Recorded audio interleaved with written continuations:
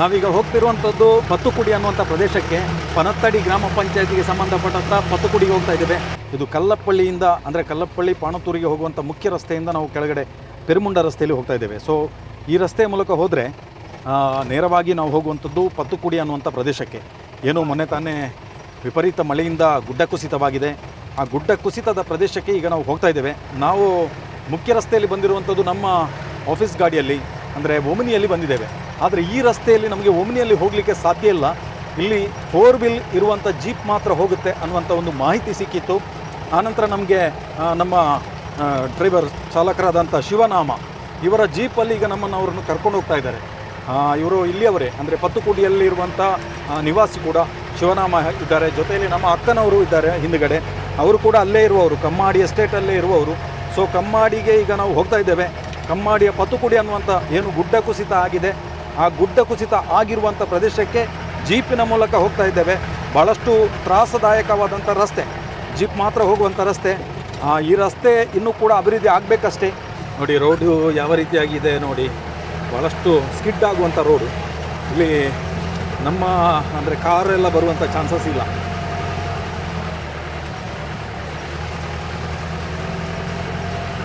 ಇಲ್ಲಿಂದ ಸುಮಾರು ಶಿವನಾಮ ಎಷ್ಟು ಕಿಲೋಮೀಟರ್ ಇದೆ? 2.5 ಹೀಗೆ ಇರುತ್ತಾ? ಕಠಿಣ ಅಲ್ವಾ? ಅಂದರೆ ನೀವೀಗ 4 ವೀಲ್ ಹಾಕಿ ಹೋಗ್ತಾ ಇದೆ ಅಲ್ವಾ? 4 ವೀಲ್ ಇಲ್ಲ ಅಂತಾದರೆ ಸಾಧ್ಯ ಇಲ್ಲ, ಸ್ಕಿಡ್ ಆಗ್ಬೋದಲ್ವಾ? ಹಾಂ, ಶಿವನಾಮರವರು 4 ವೀಲ್ ಹಾಕಿ ಈ ಗಾಡಿಯನ್ನು ಹತ್ತಿಸ್ತಾ ಇದ್ದಾರೆ. ನಮಗೂ ಒಂಥರ ಭಯ ಆಗುತ್ತೆ. ಯಾಕೆಂತ ಹೇಳಿದರೆ ಫಸ್ಟ್ ಟೈಮ್ ಈ ಥರದ ಒಂದು ರಸ್ತೆಯಲ್ಲಿ ಕೂಡ ನಾವು ಕೂಡ ಹೋಗ್ತಾ ಇದ್ದೀವಿ, ಸಿಂಗಲ್ ರೋಡು. ನಿನ್ನೆ ತಾನೇ ಇಲ್ಲಿ DC ಅವರು ಕೂಡ ಈ ಪ್ರದೇಶಕ್ಕೆ ನಿನ್ನೆ ಭೇಟಿ ಕೊಟ್ಟಿದ್ದಾರೆ ಅಂತ ಹೇಳುವಂಥ ಒಂದು ಮಾಹಿತಿ ಕೂಡ ನಮಗೆ ಲಭಿಸಿದೆ. ಸೊ ಬಂದಂಥ DC ಅವರು ಕೂಡ ಹೇಳಿದಾರಂತೆ, ಇಂಥ ಪ್ರದೇಶಕ್ಕೆ ನಾನು ಕೂಡ ಫಸ್ಟ್ ಟೈಮ್ ಬಂದಿದ್ದೀನಿ ಅಂತ. ರಿಯಲಿ, ಯಾಕೆಂತ ಹೇಳಿದರೆ ಇಂಥ ಪ್ರದೇಶದಲ್ಲಿ ಕೂಡ ಜನರು ವಾಸವಾಗಿದ್ದಾರೆ. ಅವರಿಗೆ ಎಲ್ಲ ರೀತಿಯ ವ್ಯವಸ್ಥೆಗಳನ್ನು ಕೂಡ ಇಲ್ಲೇ ಪಂಚಾಯತ್ನವರು ಒದಗಿಸಿ ಕೊಡ್ತಾ ಇದ್ದಾರೆ. ಆದರೆ ರಸ್ತೆ ಮಾಡಬೇಕಾದ್ದು ಅದು ಸರ್ಕಾರದ ಮಟ್ಟದಲ್ಲಿ. ಯಾಕೆಂತ ಹೇಳಿದರೆ ಈ ರಸ್ತೆ ಮಾಡಬೇಕು ಅಂತಾದರೆ ಸಣ್ಣ ಮೊತ್ತದ ಅನುದಾನದಲ್ಲಿ ಖಂಡಿತ ಸಾಧ್ಯ ಇಲ್ಲ. ಕೋಟಿಗಟ್ಟಲೆ ಅನುದಾನ ಇದ್ದರೆ ಮಾತ್ರ ಈ ರಸ್ತೆಯನ್ನು ಸಮರ್ಪಕವಾದಂಥ ರಸ್ತೆ ಅಂತ ಮಾಡ್ಬೋದು. ಅಷ್ಟು ಮಾಡಬೇಕು ಅಂತಾದರೆ ಸರ್ಕಾರ ಮನಸ್ಸು ಮಾಡಬೇಕು.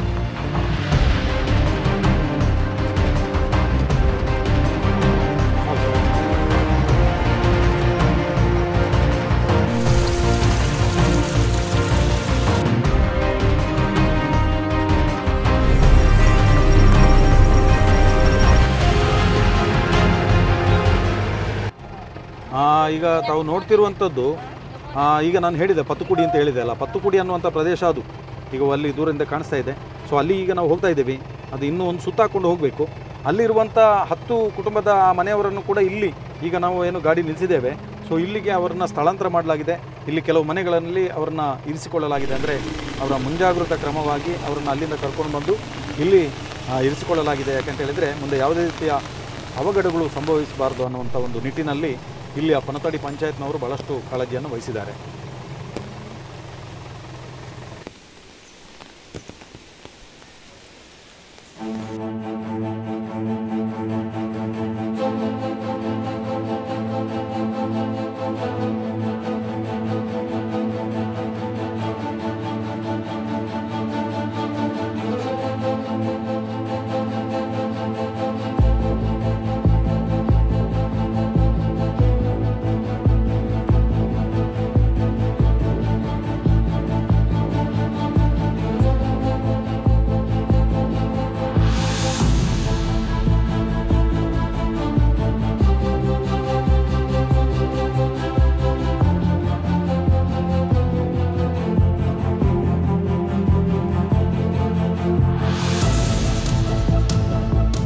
ತಾವೆಲ್ಲ ಕೇಳ್ತಾ ಇದ್ರಿ, ಈಗಾಗಲೇ ವಿಪರೀತ ಮಳೆಯಿಂದಾಗಿ ಏನು ವಯನಾಡಲ್ಲಿ ದುರಂತ ಸಂಭವಿಸಿದೆ, ಆ ರೀತಿಯ ಒಂದು ದುರಂತ ಕೂಡ ಇಲ್ಲಿ ಸಂಭವಿಸುವ ನಿಟ್ಟಿನಲ್ಲಿ ಮುನ್ನೆಚ್ಚರಿಕೆಯಾಗಿ ಇಲ್ಲಿಯ ಗ್ರಾಮ ಪಂಚಾಯತ್ ಒಂದು ಕಾರ್ಯವನ್ನು ನಿರ್ವಹಿಸಿದೆ.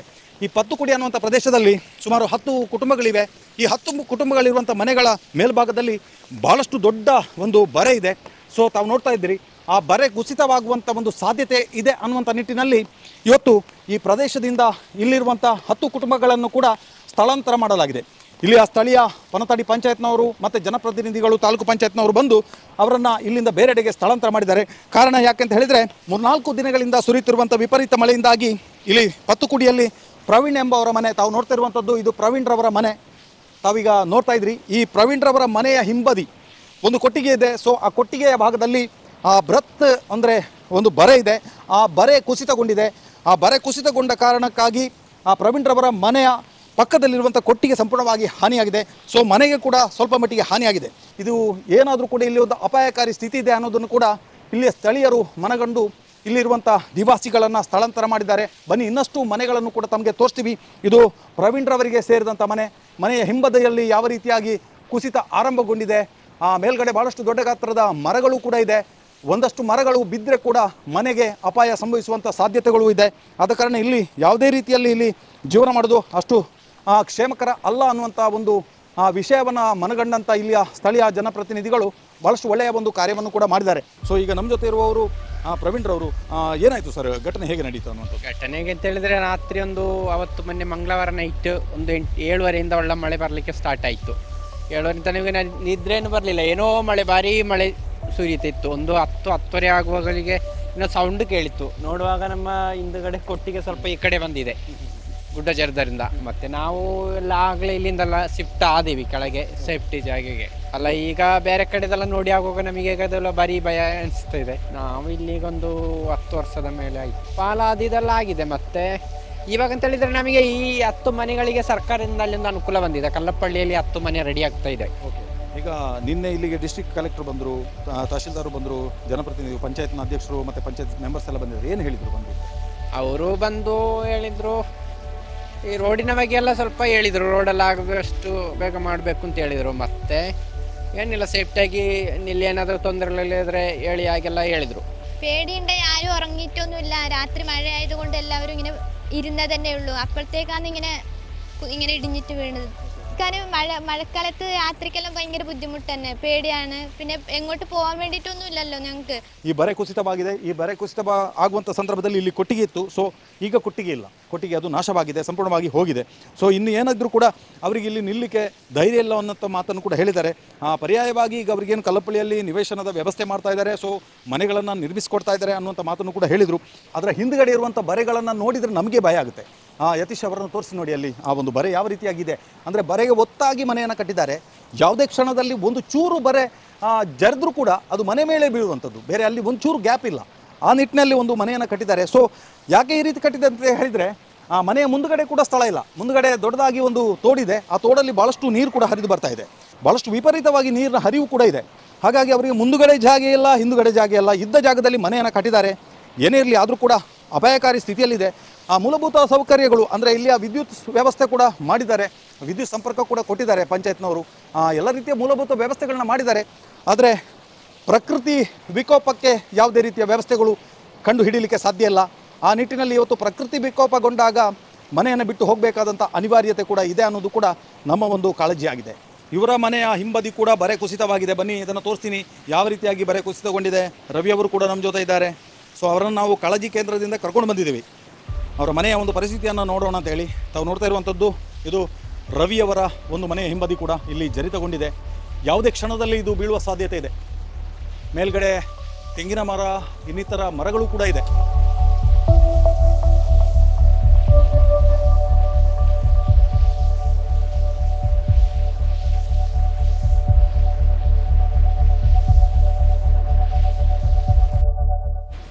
ರವಿ ಅವರೇ, എപ്പോ ഇത് എത്ര മണിക്ക് ഇത് ഇങ്ങനെ? ഇത് ഇന്നലെ രാത്രി ഞാൻ മഴ ഉണ്ടായിട്ടില്ല. ഇന്നലെ രാത്രി എത്ര മണിക്കാറല്ല, പിന്നെ ഫുള്ള് മഴ തന്നെ ഉണ്ട് രാത്രി. വലിയ വേല വന്നുകൊണ്ട് അങ്ങനെ മിനിയാന്ന് നല്ല മേത്തന്നെ രാത്രി ഞങ്ങൾ ദേവാലയത്തിൽ തന്നെ പോയത്. ಇದು ರವಿಯವರ ಮಾತು. ಅಂದರೆ ಈಗ ಈ ಸಂದರ್ಭದಲ್ಲಿ, ಈ ಮಳೆಯ ಸಂದರ್ಭದಲ್ಲಿ ಖಂಡಿತವಾಗಿ ನಮಗೆ ಈ ಮನೆಯಲ್ಲಿ ನಿಲ್ಲಕ್ಕೆ ಸಾಧ್ಯ ಇಲ್ಲ. ಯಾಕೆಂತ ಹೇಳಿದರೆ ನಾವು ಭಯದಿಂದಲೇ ಇರಬೇಕಾಗತ್ತೆ. ಆದರೆ ಸ್ವಲ್ಪ ದಿನ ಮಳೆ ಕಡಿಮೆ ಆದರೆ ಮತ್ತೆ ಬೇಸಿಗೆಗಾಲದಲ್ಲಿ ಬೇಕಾದರೂ ನಾವು ಬರ್ಬೋದು. ಆದರೂ ನಮಗೆ ಪರ್ಯಾಯ ವ್ಯವಸ್ಥೆಯನ್ನು ಕಲ್ಪಿಸಬೇಕನ್ನುವಂಥದ್ದು ಕೂಡ ಅವರ ಒಂದು ಬೇಡಿಕೆಯಾಗಿದೆ. ಸಂಜೆ ಒಂದು 9 ಗಂಟೆ ರಾತ್ರಿ ಜರ್ದಿ ಬಿದ್ದಿದ್ದು. ಅಲ್ಲಿಂದ ಮತ್ತೆ ಒಂದು ಸಣ್ಣದೊಂದು ಸೆಡ್ ಮಾತ್ರ ಹೋಗಿದ್ದು. ನಾವು ಬೆಳಿಗ್ಗೆ ಮಾತ್ರ ಬರೋದು, ಮತ್ತೆ ಇರೋದಿಲ್ಲ. ಮತ್ತೆ ಸಂಜೆ ನಾವು ಕೆಳಗೆ ಎಸ್ಟೇಟ್ಗೆ ಹೋಗೋದು.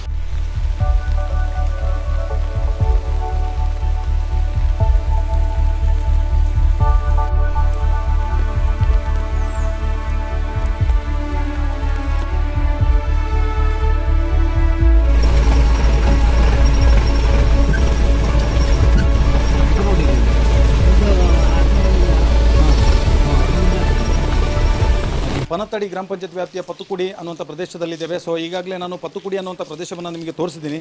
ಸೊ ಅಲ್ಲಿ ಒಂದು ಸುಮಾರು 8-10 ಮನೆಗಳಿದ್ದಾವೆ. ಆ ಮನೆಯಿಂದ ಏನು ಅಲ್ಲಿಯ ಒಂದು ಅಪಾಯದ ಮುನ್ಸೂಚನೆಯನ್ನು ಅರಿತು ಇಲ್ಲಿಯ ಸ್ಥಳೀಯ ಜನಪ್ರತಿನಿಧಿಗಳು ಆ ಮನೆಯವರನ್ನು ಅಲ್ಲಿಂದ ಸ್ಥಳಾಂತರ ಮಾಡಿದ್ದಾರೆ. ಸೊ ಅವರು ಕಾಳಜಿ ಕೇಂದ್ರದಲ್ಲಿದ್ದಾರೆ. ಸೊ ಅದೇ ಪಕ್ಕದಲ್ಲಿರುವಂಥ ಪತ್ತುಕುಡಿಯಿಂದ ಸ್ವಲ್ಪ ಮುಂದುಗಡೆ ಬಂದರೆ ಇಲ್ಲಿ ಒಂದು ಪ್ರದೇಶದಲ್ಲಿ ಮನೆ ಇದೆ. ಈ ಮನೆಗಳಲ್ಲಿ ಅವರನ್ನು ನಿಲ್ಲಿಸಿದ್ದಾರೆ. ಯಾಕೆಂತ ಹೇಳಿದರೆ ಅಲ್ಲಿ ಮುಂದೆ ಯಾವುದೇ ರೀತಿಯ ಅಪಾಯಕಾರಿಗಳು ನಡೆದಾಗ ಏನಾದರೂ ಅನಾಹುತ ಸಂಭವಿಸಬಹುದು ಅನ್ನುವಂಥ ಒಂದು ಮುಂದಾಲೋಚನೆಯಿಂದ ಮತ್ತು ಭಾಳಷ್ಟು ಮುಂಜಾಗ್ರತೆ ಕ್ರಮವಾಗಿ ಇಲ್ಲಿಯ ಈ ಒಂದು ಕಾಳಜಿ ಕೇಂದ್ರದಲ್ಲಿ ಎಲ್ಲರೂ ಇದ್ದಾರೆ. 4 ದಿವಸ ಆಯಿತು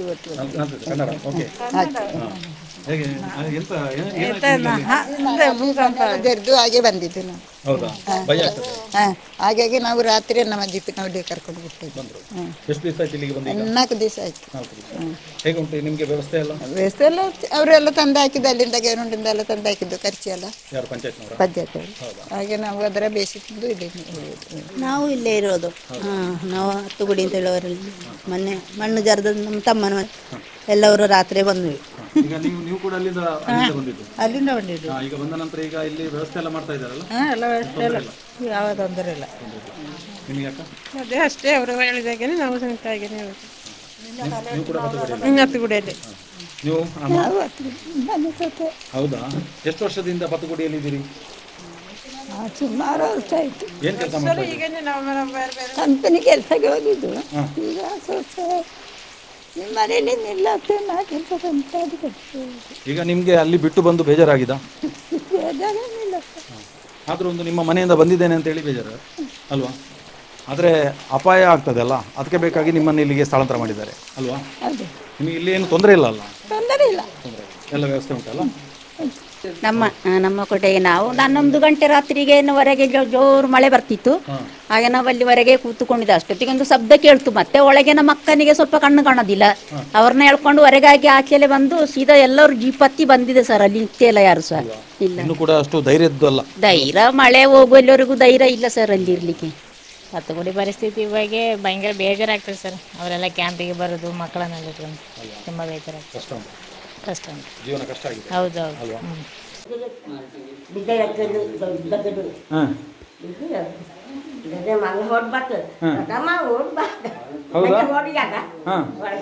ರಾತ್ರಿ ಅಲ್ಲ? ಹೌದಾ? ಈಗ ವಾಪಸ್ ಮನೆಗೆ ಹೋದು ಬೇಡಲ್ಲ? ಹೆದರಿಕೆ ಆದ್ಲೇನೋ? ಹೋದು ಬೇಡ ಅಲ್ಲ? ಇಲ್ಲೇ ಇರಮ್ಮ, ಸ್ವಲ್ಪ ದಿನ ಇದ್ದದ್ದು ಹೋದರಾಕಿಲ್ಲ ಅಲ್ಲ? ನಮಗೆ ಜೀವ ಉಳಿಯೋಕಲ್ಲ.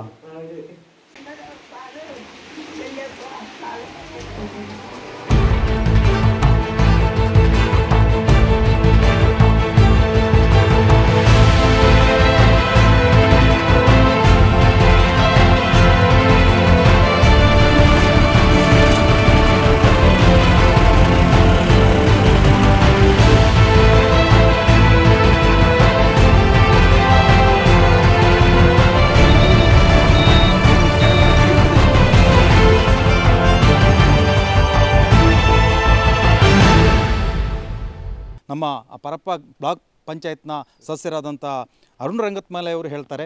ಜೊತೆಯಲ್ಲಿ ಮತ್ತು ರಾಧಾಕೃಷ್ಣ ಕಲ್ಲಪಳ್ಳಿ ಅವರು ಕೂಡ ನಮ್ಮ ಜೊತೆ ಇದ್ದಾರೆ. ಅವರು ಕೂಡ ಈ ಒಂದು ಘಟನೆಯ ಬಗ್ಗೆ ನಮ್ಮ ಜೊತೆ ವಿವರ ನೀಡಲಿಕ್ಕಿದ್ದಾರೆ. ಸರ್, ಹೇಗೆ ಏನಾಯಿತು ಅನ್ನುವಂಥದ್ದು? ಕಳೆದ 2 ದಿವಸ ಮೊದಲು ಪತ್ತುಗುಡಿ ಎಂಬಲ್ಲಿ ರಾತ್ರಿ ಏಕಾಏಕಿ, ಪತ್ತುಗುಡಿ ಅಂದರೆ 2 ಗುಡ್ಡ ಪ್ರದೇಶಗಳ ಮಧ್ಯೆ ಇರುವಂಥ ಮನೆಗಳು. ಹತ್ತುಗುಡಿ ಅಂದರೆ ಮೊದಲು 10 ಮನೆಗಳುಂಟು. 10 ಮನೆಗೆ ಇರುವುದರಿಂದ ಅಲ್ಲಿಗೆ ಹತ್ತುಗುಡಿ ಅಂತ ಹೆಸರು ಬಂದದ್ದು. ಈ 2 ಗುಡ್ಡ ಪ್ರದೇಶದಲ್ಲಿ ಈ ಸೈಡ್ ಗುಡ್ಡ, 2 ಸೈಡು ಭೀಕರವಾದಂಥ, ಅಲ್ಲಿಗೆ ಹೋಗಿ ನೋಡಬೇಕು ಅಲ್ಲಿಯ ದೃಶ್ಯವನ್ನು. ಮಧ್ಯದಲ್ಲಿ ಒಂದು ಹರಿಯುವಂಥ ಹೊಳೆ. ಈ ವರ್ಷಂಪ್ರತಿಯಲ್ಲಿ ಅವಘಡ ನಡೆಯುವ ಸಾಧ್ಯತೆ ಉಂಟು ಅಂತೇಳಿ ಈ ಎಲ್ಲ ಮನೆಗಳನ್ನು ನಾವು ಇನ್ನೊಂದು ಕಡೆ ಕಾಳಜಿ ಕೇಂದ್ರಕ್ಕೆ ಬದಲಾವಣೆ ಮಾಡ್ತಾ ಇದ್ದೇವೆ. ಈ ಸಲ ಅದೇ ಮೊನ್ನೆ ಕಳೆದ 2 ದಿವಸ ಮೊದಲು ರಾತ್ರಿ ಒಂದು 9-10 ಗಂಟೆ ಸಮಯಕ್ಕೆ ಏನೋ ಶಬ್ದಗಳು, ನೀರಿನಲ್ಲಿ ತುಂಬ ನೀರು ಬರ್ತಾ ಇರೋದು, ಹಾಗೂ ಅಲ್ಲಿ ಪ್ರವೀಣ್ ಅಂತ ಹೇಳುವನ ಮನೆಯ ಪಕ್ಕದ ಕುಟ್ಟಿಗೆ ಅದು ಅದರ ಮೇಲೆ ಮಣ್ಣು ಬಿದ್ದು ಜರಿದು ಬಿತ್ತು. ಇವರು ರಾತ್ರಿ ಏಕಾಏಕಿ ಮನೆ ಬಿಟ್ಟು ಎಲ್ಲರೂ ಓಡಿದರು. ನಮಗೆ ರಾತ್ರಿ ಮಾಹಿತಿ ಕೊಟ್ಟರು, ಆದರೆ ನಮಗೆ ಸಿಗಲಿಲ್ಲ ಮಾಹಿತಿ. ಯಾಕೆಂದರೆ ನೆಟ್ವರ್ಕಿನ ಪ್ರಾಬ್ಲಮ್ ಇಲ್ಲದೆ ಸಿಗಲಿಲ್ಲ. ಬೆಳಗ್ಗೆ ನಮಗೆ ಮಾಹಿತಿ ಕೊಟ್ಟರು. ನಾವು ತಹಶೀಲ್ದಾರರು, ಪನತ್ತಡಿ ಗ್ರಾಮ ಪಂಚಾಯತ್ ಅಧ್ಯಕ್ಷರು, ಸ್ಥಾಯಿ ಸಮಿತಿ ಅಧ್ಯಕ್ಷರು ಹಾಗೂ ವಿಲೇಜ್ ಆಫೀಸರು ಎಲ್ಲರನ್ನೂ ಕರ್ಕೊಂಡು ನಾವು ಅಲ್ಲಿಗೆ ಸ್ಥಳಕ್ಕೆ ಭೇಟಿ ಕೊಟ್ಟೆವು. ಭೇಟಿ ಕೊಟ್ಟಾಗ ಅಲ್ಲಿ ಭೀಕರತೆ ಅನ್ನು ಕಂಡು ನಾವು ಅಲ್ಲಿಯ ಕಮ್ಯುನಿಟಿ ಹಾಲಿಗೆ ಶಿಫ್ಟ್ ಮಾಡಲಿಕ್ಕೆ ತೀರ್ಮಾನ ಮಾಡಿದೆವು. ಹಾಗೆ ಎಲ್ಲರನ್ನೂ ಕೂಡ ಅಲ್ಲಿ ಒಂದು 8 ಮನೆ, ಅಲ್ಲಿ 10 ಮನೆ ಉಂಟು. 10 ಮನೆ ಇದರಲ್ಲಿ 2 ಮನೆಗಳು ವಾಸ ಇಲ್ಲ, ಅದರಲ್ಲಿ 8 ಮನೆಗಳು ಮಾತ್ರ ವಾಸ ಇರೋದು. ಆ 8 ಮನೆಗಳಲ್ಲಿರುವಂಥ 26 ಸದಸ್ಯರನ್ನು ಕೂಡಲೇ ಇನ್ನೊಂದು ಕಾಳಜಿ ಕೇಂದ್ರಕ್ಕೆ ಶಿಫ್ಟ್ ಮಾಡಿದೆವು. ಅದಕ್ಕೆ ಬೇಕಾದಂಥ ವ್ಯವಸ್ಥೆಗಳು, ಅದಕ್ಕೆ ಅವರಿಗೆ ಊಟೋಪಚಾರಕ್ಕಿರುವಂಥ ವ್ಯವಸ್ಥೆಗಳನ್ನು ಟ್ರೈಬಲಿಂದ ಕೊಟ್ಟರು. ಹಾಗೆ ಎಲ್ಲ ವ್ಯವಸ್ಥೆಗಳನ್ನು ಪಂತೇರಿ ಗ್ರಾಮ ಪಂಚಾಯತು ಹಾಗೂ ಟ್ರೈಬಲ್ ಇರ್ಬೋದು, ರೆವಿನ್ಯೂ ವಿಭಾಗದ ಎಲ್ಲ ಸಹಕಾರಗಳೊಂದಿಗೆ ಅವರನ್ನು ಶಿಫ್ಟ್ ಮಾಡಲಾಯಿತು. ತದನಂತರ 2 ದಿವಸ ಕಳೆದಾಗ ನಿನ್ನೆ ದಿವಸದಲ್ಲಿ ಮೇಲೆ ಮಾರಾಟ ಚೇರು ಅಂತ ಹೇಳುವಂಥ ಮನೆಗಳಲ್ಲಿ ಅಲ್ಲಿ ಕೂಡ ಒಂದು ಭೀಕರತೆ ಸೃಷ್ಟಿಯಾಯಿತು. ಗುಡ್ಡಗಳು ಜರಿಯುವ ಸಾಧ್ಯತೆ ಉಂಟುಂದಾಯಿತು. ಗುಡ್ಡಗಳು ಸ್ವಲ್ಪ ಜರಿತಾ ಇತ್ತು. ಹಾಗೆ ಅಲ್ಲಿ ಅವರನ್ನು ಕೂಡ ನಿನ್ನೆ ನಾವು ಶಿಫ್ಟ್ ಮಾಡಿದ್ದೇವೆ. 7 ಮನೆಗಳನ್ನು ಅಲ್ಲಿಯವ್ರನ್ನು ಕೂಡ ಶಿಫ್ಟ್ ಮಾಡಿದ್ದೇವೆ. ಅಲ್ಲಿ 31 ಜನರಿದ್ದಾರೆ. ಅವರನ್ನು ಬೇರೆ ಒಂದು ಕಡೆ, ಅಲ್ಲಿ ಯಾವುದು ಎಸ್ಟೇಟ್ನವರ ಎಸ್ಟೇಟ್ ಹೌಸು, ಅಲ್ಲಿಗೆ ನಾವು ಶಿಫ್ಟ್ ಮಾಡಿದ್ದೇವೆ. ಹಾಗೆ ಇವರನ್ನು ಇಲ್ಲಿ ಈ ಕಡೆ ಶಿಫ್ಟ್ ಮಾಡಿ ಟೋಟಲ್ ಆಗಿ ಒಂದು ಕಡೆ 31 ಜನರಿದ್ದಾರೆ, ಇನ್ನೊಂದು ಕಡೆ 26 ಜನರಿದ್ದಾರೆ. ಅದು ಮೊನ್ನೆ ರೆಡ್ ಅಲರ್ಟ್ ಇತ್ತು, ನಿನ್ನೆಯಿಂದ ಆರೆಂಜ್ ಅಲರ್ಟ್ ಆಗಿದೆ. ಡಿ ಸಿ ಅವರು ಹೇಳಿದ್ರು ಅಂತ ಹೇಳಿದರೆ, ಡಿ ಸಿ ಅವರು ಅಥವಾ ತಹಶೀಲ್ದಾರ್ ಅವರು ರೆಕಮೆಂಡ್ ಮಾಡಿದ್ದು ಕಲ್ಲಪ್ಪಳ್ಳಿ ಸ್ಕೂಲಿಗೆ. ಅದು ಸೇಫ್ ಅಲ್ಲ, ಕಲ್ಲಪ್ಪಳ್ಳಿ ಸ್ಕೂಲಿಗೆ ಬರಬೇಕಂತ ಹೇಳಿದ್ದು. ಆದರೆ ಅಲ್ಲಿಯ ನಿವಾಸಿಗಳು ಈಚೆ ಬರಲಿಕ್ಕೆ ತಯಾರಾಗಲಿಲ್ಲ. ಅದಕ್ಕೋಸ್ಕರ ಎಲ್ಲರೂ ಅಲ್ಲಿ ನಿಲ್ಲಿಸಿದ್ದಾರೆ. ವಾಪಸ್ಸು ಡಿ ಸಿ ಅವರು ನಿನ್ನೆ ಹೇಳಿದ್ದೇನು ಹೇಳಿದರೆ, ವಾಪಸ್ ರೆಡ್ ಅಲರ್ಟ್ ಬಂದರೆ ಅಥವಾ ಮಳೆ ಸಾಧ್ಯತೆ ಜಾಸ್ತಿ ಇದ್ದರೆ ಎಲ್ಲರನ್ನೂ ಕೂಡ ಶಾಲೆಗೆ ಶಿಫ್ಟ್ ಮಾಡಬೇಕು ಅಂತ ಹೇಳೋ ನಿರ್ದೇಶನ ಕೊಟ್ಟಿದ್ದಾರೆ. ಆ ಥರದಲ್ಲಿ ಹೋಗ್ತಾ ಉಂಟು. ಎಲ್ಲ ಅವರಿಗೆ ಊಟದಲ್ಲಿ ಇರ್ಬೋದು, ಯಾವುದರಲ್ಲಿ ತೊಂದರೆಗಳಿಲ್ಲ, ಎಲ್ಲ ವ್ಯವಸ್ಥೆಗಳು ಸರಿ ಆಗ್ತಾ ಉಂಟು. ಈ ಒಂದು ಪಂಚಾಯತ್ನ ಸ್ಥಾಯಿ ಸಮಿತಿಯ ಅಧ್ಯಕ್ಷರಾಗಿ ಒಬ್ಬ ನ್ಯಾಯವಾದಿಯಾಗಿ ಕಳೆದ ಹಲವಾರು ವರ್ಷಗಳಿಂದ ನ್ಯಾಯವಾದಿಯಾಗಿ ಗುರುತಿಸಿಕೊಂಡು ಸಾಮಾಜಿಕವಾಗಿ ಗುರುತಿಸಿಕೊಂಡವರು ಇಲ್ಲಿಯವರೇ ಆಗಿರ್ತಕ್ಕಂಥ ರಾಧಾಕೃಷ್ಣ ಕಲ್ಲಪ್ಪಳ್ಳಿ ಅವರು ಕೂಡ ನಮ್ಮ ಜೊತೆ ಇದ್ದಾರೆ. ಮೊದಲಿಗೆ ಸುದ್ದಿಯವರಿಗೆ ತುಂಬ ನಮನಗಳು. ಯಾಕಂದರೆ ನಿಮ್ಮ ಪರಿಧಿಯನ್ನು ಸುಳ್ಯ ತಾಲೂಕನ್ನು ಬಿಟ್ಟು ಈ ಕಡೆ ಬಂದಿದ್ದೀರಾ. ಕಲ್ಲಪ್ಪಳ್ಳಿ ಅಂತ ಒಂದು ಅತ್ಯಂತ ಹಿಂದುಳಿದ ಪ್ರದೇಶ, ಬಹುಶಃ ನಮ್ಮ ಪಂಚಾಯತ್ನಲ್ಲಿ ಅತ್ಯಂತ ಹಿಂದುಳಿದ ಒಂದು ವಾರ್ಡು. ಇನ್ನೂ ಕೂಡ ವಾಹನ ಸಂಚಾರ ಎಲ್ಲ ಭಾಗಗಳಿಗೂ ಎತ್ತಿಲ್ಲ. ಅಂಥ ಒಂದು ಪ್ರದೇಶದಲ್ಲಿ ಬಂದು ಈ ಥರ ಒಂದು ಸಂವಹನ ಮಾಧ್ಯಮದಲ್ಲಿ ನಮ್ಮ ಇಲ್ಲಿಯ ಪರಿಸ್ಥಿತಿಯನ್ನು ಲೋಕಕ್ಕೆ ತಿಳಿಸುವಂಥ ಒಂದು ಪ್ರಯತ್ನ ನಿಮ್ಮದು. ನಿಮಗೆ ಅಭಿನಂದನೆಗಳು. ಇಲ್ಲೀಗ ಅದೇ ನಮ್ಮ ಬ್ಲಾಕ್ ಸದಸ್ಯರು ಹೇಳಿದ ಹಾಗೆ ಇಲ್ಲಿಯ ಕಳೆದ 2-3 ದಿವಸಗಳಿಂದ ಆಗುವಂಥ ಏನು ವಿದ್ಯಮಾನಗಳಿವೆ, ಅದು ಇಲ್ಲಿ ಪ್ರತಿ ವರ್ಷ ನಮಗೆ ಈ ಸೂಚನೆ ಬರ್ತಾ ಇರುತ್ತೆ. ಯಾಕಂದರೆ ಇದೊಂದು ಪ್ರಕೃತಿ ದುರ್ಬಲ ಪ್ರದೇಶ. ಹಾಗಾಗಿ ಈ ಪ್ರದೇಶದ ಅತ್ಯಂತ ಸೂಕ್ಷ್ಮವಾಗಿ ಗಮನಿಸ್ತಾ ಇರ್ತಾರೆ. ಡಿಸಾಸ್ಟರ್ ಮ್ಯಾನೇಜ್ಮೆಂಟ್ನವರು ನಮಗೆ ನಿರ್ದೇಶನಗಳನ್ನು ಕೊಡ್ತಾರೆ. ಈಗ ಮೊನ್ನೆ ಅಲ್ಲಿಂದಲೇ ತಿರುವನಂತಪುರದಿಂದಲೇ ನಮಗೆ ಸೂಚನೆ ಬಂತು. ಅದು ಕೇರಳದಲ್ಲಿ ಅತ್ಯಂತ ಹೆಚ್ಚಿನ ಒಂದು ಮಳೆ ಬಿದ್ದಂಥ ಪ್ರದೇಶ ಈ ಸಾರಿ ಪನತರಿ ಗ್ರಾಮ ಪಂಚಾಯತ್, ಅದು ಪಾಣತ್ತೂರು. 305 mm ಮಳೆ ಇಲ್ಲಿ ಬಿದ್ದಿದೆ 75 ಗಂಟೆಗಳ ಮಧ್ಯೆ. ಇಷ್ಟು ರೀತಿಯ ಒಂದು ಮಳೆ ಬೇರೆ ನಮ್ಮ ರಾಜ್ಯದ ಬೇರೆ ಎಲ್ಲೂ ಕೂಡ ಬಂದಿಲ್ಲ. ಹಾಗಾಗಿ ಅತ್ಯಂತ ಜಾಗರೂಕ ಆಗಿ ಇರುವುದಕ್ಕೆ ಒಂದು ನಿರ್ದೇಶನವನ್ನು ಕೊಡೋದಕ್ಕೋಸ್ಕರನೇ ಜಿಲ್ಲಾ ಕಲೆಕ್ಟರ್ ಪ್ರತ್ಯೇಕವಾಗಿ ತಹಶೀಲ್ದಾರ್ ಅವರಿಗೆ ಸೂಚನೆಯನ್ನು ಕೊಟ್ಟರು. ತಹಶೀಲ್ದಾರ್ ಮುರಳಿ ಸರ್ ಅವರು ಮೊನ್ನೆ ರಾತ್ರಿ ಈ ಪ್ರದೇಶಕ್ಕೆ ಬಂದು ಇಲ್ಲಿಯ ಘಟನಾವಳಿಗಳನ್ನು ಪರೀಕ್ಷಿಸಿದರು. ಎಷ್ಟು ನಗರಗಳಿವೆ, ಆ 4 ಪ್ರದೇಶಗಳಲ್ಲಿ ಅತ್ಯಂತ ದುರ್ಬಲವಾಗಿ ಜೀವನ ಮಾಡುತ್ತಿರುವಂಥ ಒಂದು ಪ್ರದೇಶ, ಅದೊಂದು ಹತ್ತುಗುಡಿ. ಆಗಲೇ ಹೇಳಿದಂಗೆ ಅಲ್ಲಿಯ ಜನಗಳನ್ನು ನಾವು ಪ್ರತಿ ವರ್ಷ ಆ ಒಂದು ಪ್ರದೇಶ ಸುಮಾರೊಂದು 25-30 ಎಕರೆಷ್ಟು ಜಾಗ, ಅದಂಥ ದುರ್ಬಲ ಪ್ರದೇಶ ಅದು.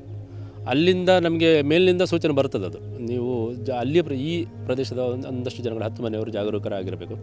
ಆದರೆ ಈ ಸಾರಿ ವಿಪರೀತ ಮಳೆಯಿಂದಾಗಿ ಅಲ್ಲಿಯ ಒಟ್ಟು ಕಾಲೋನಿಗಳು ಕೂಡ ತುಂಬ ಜಾಗರೂಕ ಆಗಿರಬೇಕು. ಅದು ಮಾತ್ರ ಅಲ್ಲ, ಕಲ್ಲಪ್ಪಳ್ಳಿಯಲ್ಲೂ ಕೂಡ ಸ್ವಲ್ಪ ಎಚ್ಚರಿಕೆಯಲ್ಲಿ ಇರಬೇಕಂತ ಒಂದು ಸೂಚನೆಯನ್ನು ಕೊಟ್ಟಿದ್ದರು. ನಾವು ಎಚ್ಚರಿಕೆಯನ್ನು ಆದಷ್ಟು ವಹಿಸ್ತಾ ಇದ್ದೇವೆ. ಬಹುಶಃ ಅಂಥ ಅವಘಡಗಳು ಆಗುವಂಥ ಸಾಧ್ಯತೆಗಳು ಇನ್ನೂ ಇಲ್ಲ ಅಂತ ಅನಿಸ್ತದೆ. ಒಂದು 2 ದಿವಸ ಇನ್ನೂ ಕೂಡ ನೋಡುವ ಒಂದು ಪ್ರಯತ್ನವನ್ನು ಹೇಳಿದ್ದಾರೆ. ನೋಡಬೇಕು, ಜಾಗರೂಕ ಆಗಿ ಇರಬೇಕಂತ. ಆದಷ್ಟು ಬೇಗ ಅಲ್ಲಿಗಿರುವಂಥ ರಸ್ತೆ ಸಂಪರ್ಕವನ್ನು ಸುಸಜ್ಜಿತ ಮಾಡಬೇಕು ಅನ್ನೋಂಥ ಇದನ್ನು ಕೇಳಿದ್ದೇವೆ. ಮೊದಲೆಲ್ಲ ಈ ಕಮ್ಮಾಡಿ ಪ್ರದೇಶದ ಜನಗಳೆಲ್ಲ ಕರ್ನಾಟಕ ಮಾರ್ಗವಾಗಿ ಸುಳ್ಯಕ್ಕೆ ಅಥವಾ ನಮ್ಮ ಪ್ರದೇಶ ಕಲ್ಲಪ್ಪಳ್ಳಿಗೆ ಬರ್ತಾಯಿದ್ರು. ಆದರೆ ಈಗ ಕರ್ನಾಟಕದಲ್ಲೂ ಈ ಮಳೆಯಿಂದಾಗಿ ಕರ್ನಾಟಕದ ಸೇತುವೆ ಮುಳುಗಡೆ ಆಗಿರೋ ಕಾರಣ ಆ ರಸ್ತೆ ಕೂಡ ಬಂದಾಗಿದೆ. ಈಗ ನಮ್ಮ ಇರುವಂತಹ ಕಚ್ಚಾ ರಸ್ತೆಯನ್ನು ಉಪಯೋಗಿಸಿಕೊಂಡು ಬರೀ ಜೀಪ್ ಮಾರ್ಗವಾಗಿ ಜನಗಳು, ಈಗ ನಮಗೆ ಒಂದು ಪ್ರಯೋಜನ ಏನಂತಂದರೆ ಕಮ್ಮಾಡಿಯಲ್ಲೇ ನಮಗೆ ಒಂದು 3-4 ಜೀಪ್ಗಳ ಸೌಕರ್ಯ ಇದೆ. ಅದೇ ಜನಗಳನ್ನು ಅದೇ ವಾಹನದಿಂದ ಅಲ್ಲಿಯ ಜನಗಳನ್ನು ನಾವು ಸ್ಥಳಾಂತರ ಮಾಡಿಸುವುದಕ್ಕೆ ಮತ್ತು ಈ ಕಡೆ ಕರೆಸುವುದಕ್ಕೆ ಒಂದು ವ್ಯವಸ್ಥೆಯನ್ನು ಮಾಡ್ತೇವೆ. ಮುಂದಿನ ದಿನಗಳಲ್ಲಿ ಕೂಡ ಅವರಿಗೆ ಬೇಕಾದಂಥ ವ್ಯವಸ್ಥೆಯನ್ನು ಕೂಡ ಕಲ್ಪಿಸಿಕೊಡ್ತೇವೆ ಅನ್ನುವಂಥ ಒಂದು ಮಾತನ್ನು ಕೂಡ ಈ ಸಂದರ್ಭದಲ್ಲಿ ನಮ್ಮ ಜೊತೆ ಹಂಚಿಕೊಂಡಿದ್ದಾರೆ. Thank you sir. ಇವರೆಲ್ಲರೂ ಕೂಡ ಆಲ್ಮೋಸ್ಟು ಕಮ್ಮಾಡಿ ಎಸ್ಟೇಟಲ್ಲಿ ಕೆಲಸ ಮಾಡುವವರು. ಸೊ ಇವರ ಮನೆಗಳಿದ್ದೇವೆ ಅಲ್ಲಿ ಪತ್ತುಗುಡಿ ಅನ್ನುವಂಥ ಪ್ರದೇಶದಲ್ಲಿ. ನಾನು ಈಗಲೇ ತೋರಿಸಿದ್ದೆ ನಿಮಗೇನೆ, ಅಂದರೆ ಪತ್ತುಗುಡಿಯಲ್ಲಿ ಏನು ಅಲ್ಲಿ ಬರೆ ಇದೆ, ಆ ಬರೆಗಳು ಕುಸಿತವಾಗುವಂಥ ಸಾಧ್ಯತೆ ಇದೆ ಅನ್ನುವಂಥ ನಿಟ್ಟಿನಲ್ಲಿ ಇವತ್ತು ಇಲ್ಲಿಯ ಪಂಚಾಯತ್ನವರು ಇವರನ್ನು ಅಲ್ಲಿಂದ ಸ್ಥಳಾಂತರ ಮಾಡಿದ್ದಾರೆ. ಇವತ್ತೊಂದು ಕಾಳಜಿ ಕೇಂದ್ರ, ಬೇರೆ ಬೇರೆ ಸಂಬಂಧಿಕರ ಮನೆಗಳಲ್ಲಿ ಕೂಡ ಅವರಿಗೆ ಉಳ್ಕೊಳ್ಳುವಂಥ ವ್ಯವಸ್ಥೆಯನ್ನು ಮಾಡಿದ್ದಾರೆ. ಎಲ್ಲವೂ ಕೂಡ ಪಂಚಾಯತ್ನಿಂದ ವ್ಯವಸ್ಥಿತವಾಗಿ ನಡೀತಾ ಇದೆ. ಸೊ ಆದರೂ ಕೂಡ ನಮ್ಮ ಮನೆಯನ್ನು ಬಿಟ್ಟು ಬಂದಿದ್ದೇವೆ ಅನ್ನುವಂಥ ಒಂದು ಬೇಸರವನ್ನು ಕೂಡ ಅವರು ವ್ಯಕ್ತಪಡಿಸ್ತಾ ಇದ್ದಾರೆ. ಆದರೂ ಕೂಡ ಏನು ಜೀವಕ್ಕಿಂತ ದೊಡ್ಡದು ಮನೆ ಅಲ್ಲ ಅನ್ನುವಂಥದ್ದನ್ನು ಕೂಡ ಅವರ ಮಾತಲ್ಲಿ ನಾವು ಕೇಳಿದ್ದೇವೆ. ಎಷ್ಟಾದರೂ ಕೂಡ ಅವರ ಸೇಫ್ಟಿ ಮುಖ್ಯ. ಅದಕ್ಕಾಗಿ ಇಲ್ಲಿಯ ಜನಪ್ರತಿನಿಧಿಗಳು ಒಳ್ಳೆಯ ಒಂದು ಕಾರ್ಯವನ್ನು ಕೂಡ ನಿರ್ವಹಿಸ್ತಾ ಇದ್ದಾರೆ. ಮುಂದಿನ ದಿನಗಳಲ್ಲಿ ಇಲ್ಲಿ ಪತ್ತುಕುಡಿಯಲ್ಲಿರುವಂಥ ಸುಮಾರು 8-10 ಮನೆಗಳಿಗೆ ಪರ್ಯಾಯವಾಗಿ ಕಲ್ಲಪಳ್ಳಿಯಲ್ಲಿ ಕೂಡ ಮನೆಯನ್ನು ನಿರ್ಮಿಸಿಕೊಡುವಂಥ ಒಂದು ಯೋಜನೆಗೆ ಕೂಡ ಮುಂದಾಗಿದ್ದಾರೆ ಅನ್ನುವಂಥ ಮಾತನ್ನು ಕೂಡ ಹೇಳಿದರು. ಕ್ಯಾಮ್ರಾ ಪರ್ಸನ್ ಯತೀಶ್ ಖಾದ್ರ ಜೊತೆ ಅಕ್ಷಪ್ರಸಾದ್ ಆಲೇಟಿ, ಸುದ್ದಿ channel, Sullia. Karnataka agri garden nursery, Mogarpane, Halegate, Sullia. ನಮ್ಮಲ್ಲಿ ಉತ್ತಮ ತಳಿಯ ಹೈಬ್ರಿಡ್ ತೆಂಗಿನ ಗಿಡಗಳು ಹಾಗೂ ಉತ್ತಮ ತಳಿಯ ಅಡಿಕೆ ಗಿಡಗಳಾದ ಇಂಟರ್ ಮಂಗಳ, ಮೋಹಿತ್ ನಗರ, ಸೈಗಾವ್, ರತ್ನಗಿರಿ, ಸುಮಂಗಲ, ಊರಿನ ಮಂಗಳ ಹಾಗೂ ಗೇರು ತಳಿಗಳು ಮತ್ತು ಕಸಿ ಜಾಯಿಕಾಯಿ ಗಿಡಗಳು, ವಿವಿಧ ರೀತಿಯ ಹಣ್ಣಿನ ಗಿಡಗಳು, ಕಾಳು ಮೆಣಸಿನ ಕಸಿ ಗಿಡ, ಪಣಿಯೂರು 7 ಲಭ್ಯವಿದೆ ಹಾಗೂ ಶಾಂತಮಂಗಲ ಅಡಿಕೆ ಗಿಡಗಳು ಲಭ್ಯ. Karnataka agri garden nursery, Mogarpane, Halegate, Sullia. Contact 9048865019.